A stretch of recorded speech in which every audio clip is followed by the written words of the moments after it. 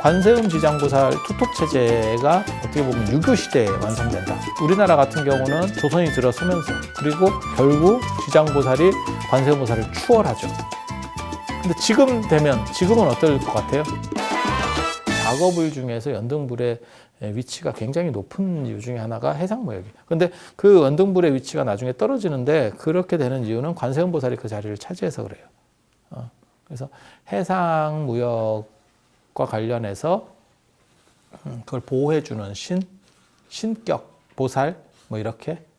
그리고 나중에 이제 동아시아에서는 관세음 보살을 추격하고 올라오는 보살이 하나 있죠. 그게 지장보살이에요. 동아시아의 조상숭배 문화 속에서 특히 이제 성리학 같이 신유학이 이제 강조가 되면 그게 이제 더 강화되기 시작하거든요. 그래서 제가 전에 그런 말씀 잠깐 드렸었잖아요. 한 절에 관세음 보살을 두 군데, 세 군데 모시지는 않는다. 그러니까는 예를 들어서 관세음 보살을 죽을 전에도 모실 수 있어요. 어떤 절은 석가모니 부처님을 가운데 놓고 양옆에 관세음 보살이나 지장 보살을 모시는 경우들도 있으니까요. 그 외에도 뭐 아미타전이 있으면 거기에 관세음 보살이 들어갈 수도 있고, 그 다음에 원통전이나 관음전에 모실 수도 있고, 큰 절 같으면 여러 정각들이 있을 때, 그리고 감노도에도 관세음 보살이 들어가요. 법당의 감노도에도 그 정도가 다고, 이에 반해서 지장보살 같은 경우는 관세음 보살이 이렇게 나올 때 극락전이 아니고 그냥 대웅전에서 석가모니 부처님을 중심으로 해서 좌우에 관세음 보살이 들어오면 한쪽엔 지장보살이 들어와요. 그리고 또 지장전이 있고 명부전이 있고 시황전이 있고, 시황전 같은 경우는 재지내는 전문입니다. 그러니까는 49제나 이런 걸 지내는 전문이라고 보시면 되고, 그 다음에 시장전이라고 하는 데는 지장전이나 명부전은 거기는 이제 지장보살을 모신 신앙공간, 지장제일 뭐 이런 거 관련된 신앙공간이라고 보시면 되고, 그리고 법당 안에서는 감노도, 우람분경 변상도라고도 하는데 감노도에도 지장보살이 당연히 들어가고, 그 다음에 삼장보살도, 천장, 지지, 지장 이렇게 삼장보살도에도 지장보살이 들어가고, 그래서 관세음보살보다 더 많이 나오는 게 지장보살. 그렇게 되는 이유는 고려 말부터 성리학이 전래하고 안양의 성리학이 전래하고, 그 성리학이 조선시대 이제 국시가 되잖아요. 주된 이데올로기, 지배 이데올로기가 되면서 최상문화가 엄청나게 강조가 되는 거죠. 그러다 보니까 살아서 소원 성취도 중요하지만 예전에 조선시대라고 생각을 해봐요. 그 제사 문제가 진짜 엄청난 비중을 차지하고 있었거든요. 지금은 제사가 선택사양입니다 라고 말할지 모르지만, 예전에는 그거는 말 같지도 않은 얘기예요. 어디 선택이 있어. 그건 그냥 하는 거지. 그러니까 뭘 해도 되고 안 해도 되나? 이런 생각을 할 정도면 벌써 이미 세상이 바뀐 거고, 그거는 그냥 무조건이에요. 무조건. 무조건. 상상할 수가 없는 거예요. 제사를 뭐 합치고 뭐 이런 건 그냥 뭐 그 시절 어른들한테는 그건 있을 수도 없는 일이에요. 있을 수도 없는 일. 그런 시절에 우란분절이라고 하는, 어떻게 보면 직계가 아닌 반계들, 유교의 제사 문화에서는 다 직계들만 지낼 수 있는데, 직계라고 하는 거는 아버지 혈통. 그러니까 내 삼촌도 못 지내죠. 삼촌 제사를 조카가 못 지내주죠. 그러니까 예컨대 생각을 해보세요. 삼촌이 굉장히 커서 돌아가실 수도 있어. 결혼하기 전인데 상당히 컸어. 그리고 조카랑 굉장히 친해.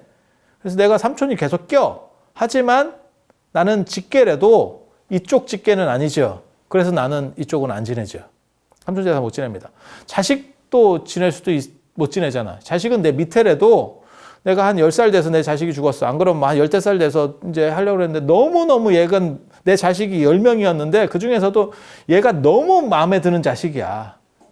그렇게 해서 죽었는데 그 제사 못 지내죠. 직계래도 위에만 지내는 게 유교 제사의 특징이거든요. 그래서 불교 쪽에서 파고든 게 이제 모계 쪽하고, 그 다음에 이런 반계들, 그 다음에 친구나 뭐 이모 제사도 올려줄 수 있는 거죠. 그렇게 해서 합동으로 저렴한 비용으로 지내는 게 우란분절이잖아요. 우란분절, 백중 우란분절. 그때 천도시키고 제사라도 이렇게 해서 내가 관련 있는 사람들 이렇게 같이 해준다. 그러니까 예전에 우란분절이 클 수밖에 없었던 게 예를 들어 수자령 이런 거 생각해 보시면 수자령이나 안 그러면 어렸을 때 애들 이렇게 잃고 그게 몇 명씩 다 있던 시절인데 그럴 때 엄마 입장에서는 그게 얼마나 끼겠어요. 그러니까 그런데 제사 지내주고 이렇게 하는데 동참하고 그게 또 합동이니까 큰 돈이 안 드니까. 그래서 그런 문화가 있었으니까 그게 이제 제가 얘기하는 동아시아 불교의 가장 큰 빅히트 상품이다. 그래서 우란분절이에요. 명절까지 올라가요. 명절까지. 명절까지. 이 절자가 들어가느냐 안 들어가느냐 굉장히 중요하거든요. 불교 안에서도 이 절자 들어가는 거는 1.5밖에 없습니다. 1.5. 우란분절을 제외하고는 1.5. 부처님 생일랑 관련해서 석탄절, 불탄절 이렇게 절자가 들어가고 두 번째가 성도절, 성도제1 이렇게. 그러니까 요거는 0.5밖에 안 돼요. 어떤 사람은 성도절이라고 부르는 사람도 있지만 성도제1이라고 부르는 사람도 있거든요. 그래서 이거는 좀 그렇게까지 안 강하고 그 다음에 출가제1, 열반제1 이런 건 제일이라고 하지 절이라는 표현이 없어요.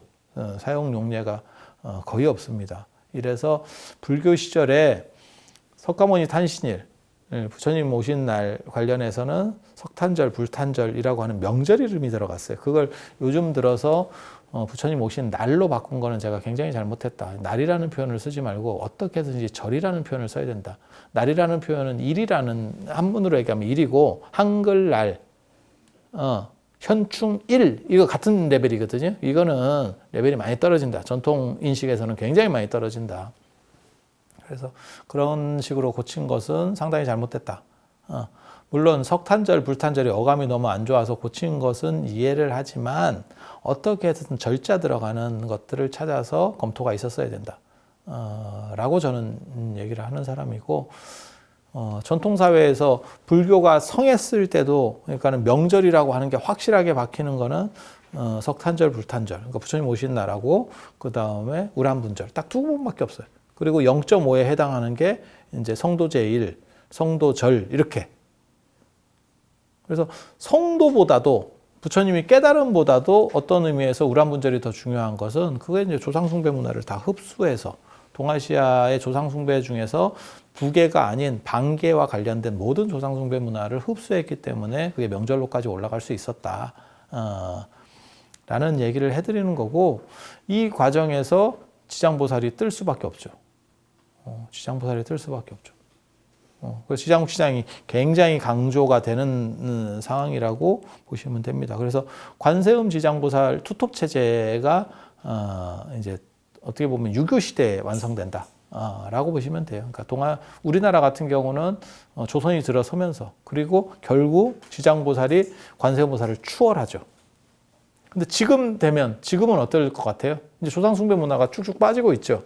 지금은 제사를 이렇게 통합해서 하고 간소화하고 그 다음에 서로 만나서 그냥 조상의 뜻이나 기리고 여행을 가고 뭐 이런 집들도 많이 있고 제사를 아침에 잠깐 지내고 뭐 명절 때도 차례 잠깐 지내고 여행 가는 팀도 있고 안 그러면 그냥 모여서 다 하는 게 그게 어른들 뜻이지 잘 화합해서 우리가 살면 되지 그러고 바로 가는 그냥 가면서 그 얘기를 하는 집도 있고 아니 뭐 집집마다 지금 다르니까 그래서 뭐 여러 가지 상황들이 지금은 유도리가 생겼으니까 그 얘기는 뭐냐면 조상숭배가 지금 쭉쭉 빠진다는 거고 아마 여러분 자녀 세대나 그 밑에 세대로 내려가면 거의 없어질 겁니다. 지금 벌써 여러분도 그걸 느끼시잖아요. 거의 없어질 겁니다. 그리고 종교 문화 현상은 그 종교가 사라지고 난 뒤에 100년이 지나면 거의 힘을 못 쓴다라고 하는 게 이 종교학 쪽에서 하는 정설이에요. 그러니까 1910년에 우리가 한일합방을 했기 때문에 지금 110년째거든요. 2020년은 110년째. 그러니까 지금 이러한 유리 현상들이 나타나기 시작하는 거예요. 그러니까 그것이 힘을 쓰지 못하고 해체되는 상황이지. 하지만 이 해체되는 상황 속에서 연세가 많으신 분들은 이제 그 전통적인 거를 고수하려고 하는 속성이 있고 밑에 젊은 사람들 입장에서는 그거는 고려 대상도 아니다. 정확하게 말하면 고려 대상도 아니야. 그걸 해야겠다 말아야겠다가 아니고 신경 자체가 없어. 지금 현재 여러분 손자녀 정도 되면 아마 제 말이 맞을 겁니다. 그러니까 이걸 어떻게 좀 효율적으로 해서 크게 서로 힘 안 들이고 위아래를 맞춰줄 수 있는 상황들을 만들어야겠다라고 하는 거는 좀 나이가 드신 분들, 저보다 약간 연배가 어린 사람들까지도 그 정도에 해당하는 거고, 지금 뭐 유치원 다니고 초등학생이고 생각 자체 없습니다.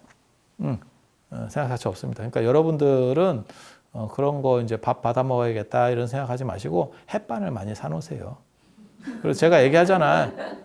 밥 많이 남겨. 밥 먹다가 그 죽은 뒤에 먹는 데잖아요. 그때라도 배고프기 싫으면 그거라도 남겨놓고 가요.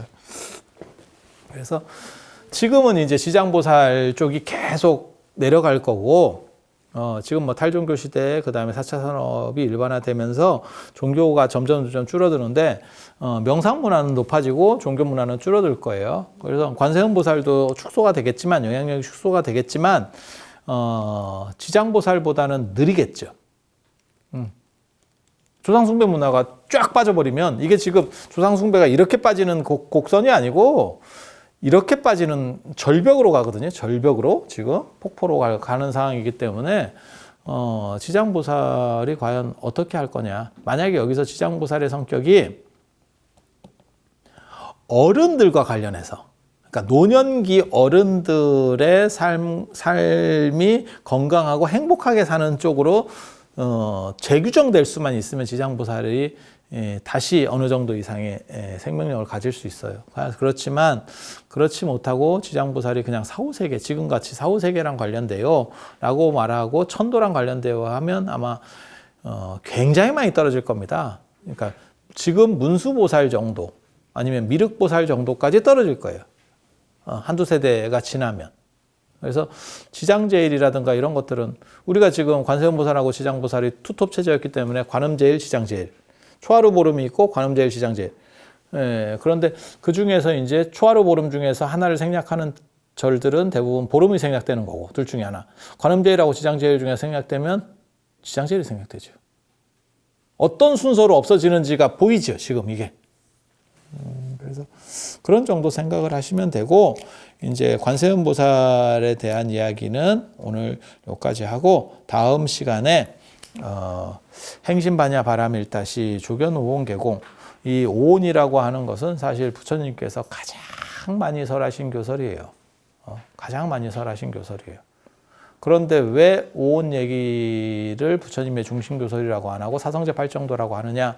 오온은 부처님께서 만들어 내신 교설이 아니고 그 이전에 부처님 이전부터 있었던 교설이었고, 사성제 팔정도는 당신의 전매특허입니다. 전매특허입니다. 쉽게 말해서 요즘식으로 얘기하면 삼성의 갤럭시는 아이폰을 본따서 만든 거잖아요. 그게 불교식으로 말하면 오온이에요. 오온, 그러니까 갖다 쓴 거야. 하지만 접는 거는 삼성이 애플보다 먼저 했잖아요. 지금 이리 접고 가로로 접고 세로로 접고 하고 있잖아요. 그죠? 그건 사성제 팔정도라고 보시면 돼. 그래서 갤럭시 하면 무엇을 밀어붙여야 되느냐? 그냥 일반적인 스마트폰은 당연히 애플이 먼저 했고, 그렇기 때문에 그것의 아성을 넘어설 수 없으니까 계속 그 변별점을 찾았죠. 그게 노트라고 하는 부분이고, 쟤네는 못 쓰는데 우리는 쓸 수 있어요 라고 하는 얘기를 계속 했었고, 그리고 그게 이제 잘 안 먹히니까 지금은 접는 거. 접는 게 대박이 나면 어떻게 보면 삼성이 애플을 능가할 수도 있겠죠. 근데 실제로 부처님은 이런 오온이라든지 그 전에 있었던 교설도 썼지만 당신이 창안한 사성제 팔정도를 중심으로 해서 그걸 풀어가는 거예요. 그래서 사성제 팔정도가 대표 교설인데 오온이 먼저 나오는 이런 상황들이 연출이 되는 겁니다. 이런 얘기들은 제가 다음 시간에 또 해드리도록 하겠습니다. 자, 들어주셔서 감사합니다.